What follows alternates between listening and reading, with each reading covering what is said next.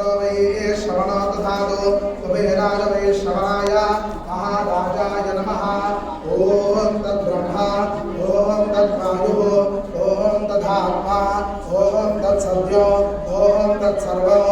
ॐ तत्पुरुः नमः अंतःशरदिभूतेषुभाया विश्वमोर्जुः त्वं यज्ञस्वं वजन्कारस्वं मित्रस्वं रुद्रस्वं विष्णुस्वं ब्रह्मत्वं प्रजापतिः तन्ददातः भोज्योतिरस्वं ब्रह्मभूर्भुवस्वरो अधैतं विष्णवे चरन्निर्भवति इन्द्रो वै विष्णुः इन्द्र एवान्ततः प्रतिष्ठते श्रोत्रविभागे विष्णवे स्वाहा युनाय स्वाहा प्रतिष्ठाय स्वाहेति नारायणाय विद्महे वासुदेवाय धीमहि तन्नो विष्णुः प्रचोदयात् महादेव्यै विद्महे विष्णुपत्नी धीमहि तन्नो लक्ष्मीः प्रचोदयात् तत्पुरुषाय विद्महे महादेवाय धीमहि तन्नो रुद्रः प्रचोदयात् कात्यायनाय विद्महे कन्याकुमारस्य धीमहि तन्नो दुर्गे प्रचोदयात्